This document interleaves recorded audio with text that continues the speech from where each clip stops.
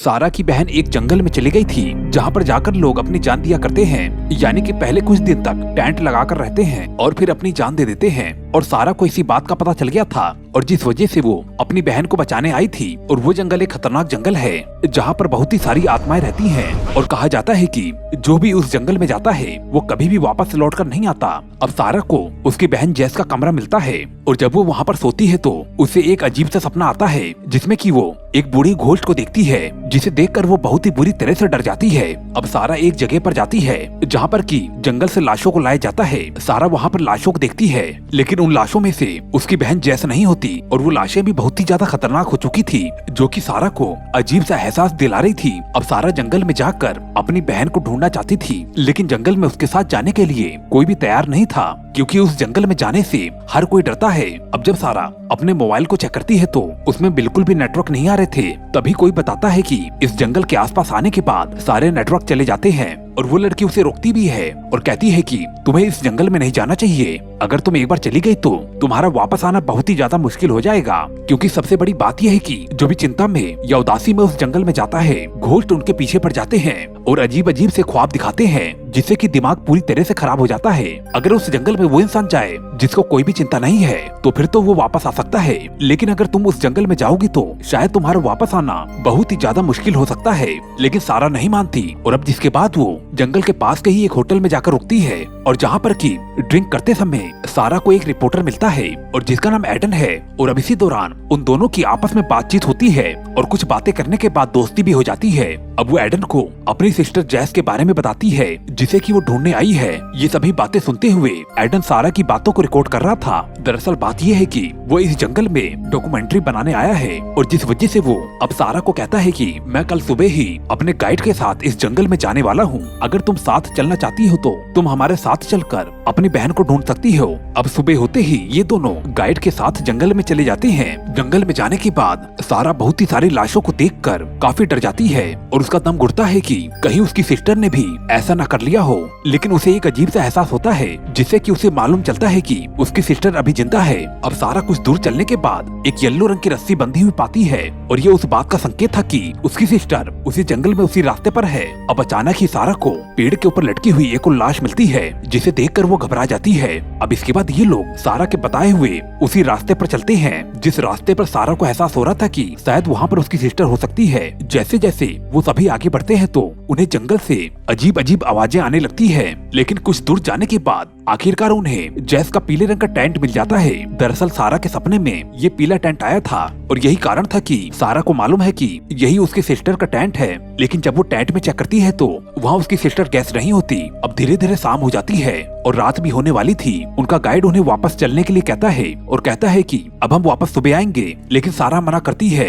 अब वो अपनी बहन को ढूंढ कर ही जाएगी। गाइड बताता है कि रात में इस जंगल में रुकना बहुत ही ज्यादा खतरनाक हो सकता है क्योंकि इस जंगल में रात में जो रुकता है यहाँ की आत्माएं उन्हें बहुत ही बुरी मौत मारती हैं। लेकिन सारा फिर भी नहीं मानती। अब गाइड एडन को वापस चलने के लिए कहता है लेकिन एडन कहता है कि मैं सारा को यहाँ पर कैसे छोड़ सकता हूँ। इस वजह से वो गाइड को जाने के लिए कहता है और सारा के साथ रुक जाता है। अब धीरे धीरे रात हो जाती है। सारा को झाड़ियों में कुछ आवाजें सुनाई देती है और सारा की आंख खुल जाती है और जब सारा टेंट के बाहर देखती है तो उसे सामने ही दो खतरनाक आत्माएं दिखाई देती है जिसे देखकर सारा बहुत ही बुरी तरह से डर जाती है और वापस से टेंट में आ जाती है। अब सारा नींद से जाग जाती है। उसे पता चलता है कि ये तो उसका सपना था, लेकिन अब फिर से उसे कुछ आहट सुनाई देती है जिस वजह से वो टेंट के बाहर जाकर चेक करती है।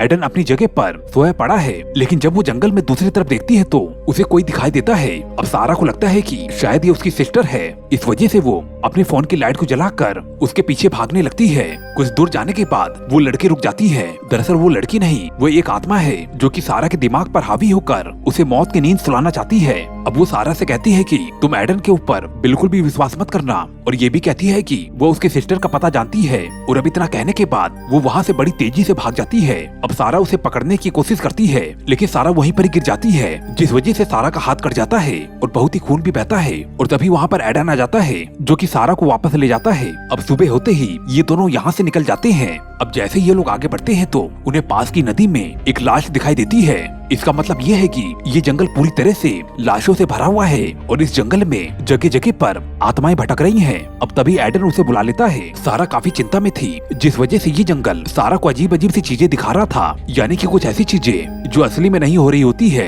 यानी कि सारा को नदी का बहाव उल्टा बहता हुआ दिखाई दे रहा था, लेकिन एडन को नदी का बहाव सीधा दिख रहा था। अगर एडन नहीं होता तो शायद सारा अभी तक मर चुकी होती। अब कुछ दूर जाने के बाद सारा एडन के ऊपर शक करने लगती है, जो कि उसका वहम होता है, और इसी वजह से वो एडन से झगड़ा करके वहाँ से भाग जाती है। अब सारा एडन से बचकर जंगल में काफी दूर निकल चुकी थी। अब सारा यहाँ पर अकेली पड़ चुकी थी और सारा को अजीब अजीब आवाजें सुनाई देती है, और जो कि सारा को बुला रही थी। सारा बहुत ही बुरी तरह से डर जाती है, क्योंकि एक आत्मा थी जो कि सारा के पीछे पड़ चुकी थी और सारा को लगातार ही आवाज दे रही थी। सारा पीछे मुड़कर नहीं देखना चाहती थी, लेकिन वो आत्मा सारा को आवाज देकर पीछे मुड़ने पर मजबूर कर देती है, और आखिरकार सारा पीछे मुड़कर देख ही लेती है। और जब वो देखती है तो उसके पीछे एक बहुत ही भयानक भूत खड़ा होता है, जो कि उसे पकड़ने की कोशिश करता है। अब सारा उसे देखकर बहुत ही तेजी से भागना शुरू कर देती है, और इसी अफरा तफरी में सारा एक गहरे से गड्ढे में गिर जाती है। और ये सारा के लिए बहुत ही भयानक पल है, क्योंकि सारा को उस गड्ढे में भी वही चुड़ैल मिलती है, जो कि सारा को कहती है कि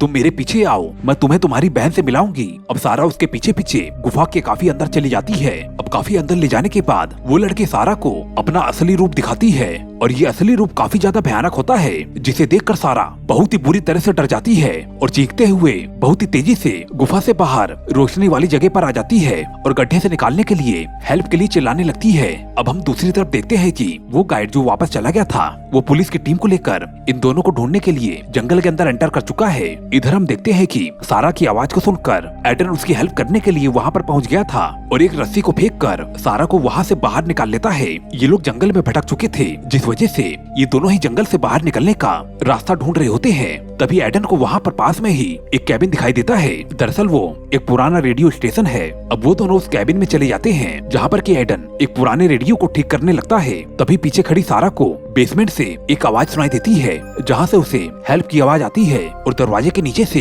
सारा को एक लेटर मिलता है, जिसमें लिखा हुआ था कि मैं तुम्हारी बहन जैस हूँ और मुझे यहाँ पर एडन ने कैद किया हुआ है। अगर तुमने एडन को नहीं मारा तो वो तुम्हें जान से मार देगा। ये सब देखकर सारा को यकीन हो जाता है। दरअसल असली बात यह है कि ये सब सारा का वहम है, जो कि इस जंगल की आत्माएं सारा को भटका रही हैं। इस वजह से सारा एडन के ऊपर बिल्कुल भी यकीन नहीं करती और एडन को अपना दुश्मन मान लेती है। अब तभी सारा एडन को एक चाकू से पॉइंट कर देती है, और अब उन दोनों की हाथापाई में वो एडन को चाकू से जान से मार देती है। अब इसके बाद जब सारा बेसमेंट की तरफ देखती है तो सारा को वो दरवाजा ऑलरेडी ही खुला हुआ दिखाई देता है। इसका मतलब ये है कि सारा से बहुत ही बड़ी गलती हो गई है, लेकिन सारा तो अभी भी मदहोश है। लेकिन वो फिर भी उस बेसमेंट में एंटर हो जाती है, जहाँ पर वो जाने के बाद वो देखती है कि उसका फादर उसके सिस्टर को मारने की कोशिश कर रहा है। अब वो सारा को भी मारने की कोशिश करता है और सारा के हाथ को पकड़ लेता है। अब सारा अपने हाथ को छुड़ाने के लिए अपने हाथ में ली हुई चाकू से अपने फादर के उंगलियों को काट देती है, लेकिन वो देखती है कि ये भी उसका एक ख्वाब था। दरअसल ये सब झूठ था, और जब वो कैबिन से बाहर आती है तो वो सच में ही अपने सिस्टर को देख लेती है, जो कि अभी भी इस जंगल में भटक रही थी, और वो अपनी सिस्टर के पीछे भागती है ताकि वो अपनी सिस्टर को पकड़ सके, लेकिन उसकी सिस्टर उसकी आवाज को नहीं सुनती। दरअसल यहाँ पर बात यह है कि सारा मर चुकी है। सारा उसी दौरान मर चुकी है जब वो अपने हाथ को छुड़ाने के लिए अपने फादर की उंगलियों को काट रही थी। दरअसल उसने उंगलियों को नहीं बल्कि अपने हाथ के नस को काट लिया था, और ऑन द स्पॉट ही उसकी मौत हो चुकी थी, और अब ये उसकी आत्मा है जो कि जंगल में भटक रही है। और उधर दूसरी तरफ हम देखते हैं कि सारा की सिस्टर यानी कि जैस जंगल में भागते हुए पुलिस को मिल जाती है, और पुलिस उसे सेफली ही जंगल से बाहर ले जाती है। और हम इधर जंगल के अंदर सारा की आत्मा को देखते हैं, जो कि जंगल में भटक रही है, और तभी सारा की आत्मा को बहुत सारी आत्माएं जमीन के नीचे खींच लेती है। और अब इसके बाद हम आखिरी में देखते हैं कि पुलिस जैस को लेकर यहाँ से निकल चुकी है, और वो गाइड आखिरी में यहाँ पर अकेले बचता है और जंगल की तरफ देखता है तो उसे एक आत्मा दिखाई देती है, जो कि कोई और नहीं बल्कि सारा होती है, जो कि एक भयानक रूप लेकर एक बुरी आत्मा बन चुकी है। और अब दोस्तों इसी के साथ ही मूवी एंड हो जाती है। दोस्तों आपको ये कहानी कैसी लगी मुझे कमेंट करके जरूर बताएं, और दोस्तों जाते जाते चैनल को सब्सक्राइब कर देना, क्योंकि मुझे आपके सपोर्ट की बहुत ही ज्यादा जरूरत है। मैं मिलता हूँ आपको ऐसी ही अगली वीडियो में। Okay bye.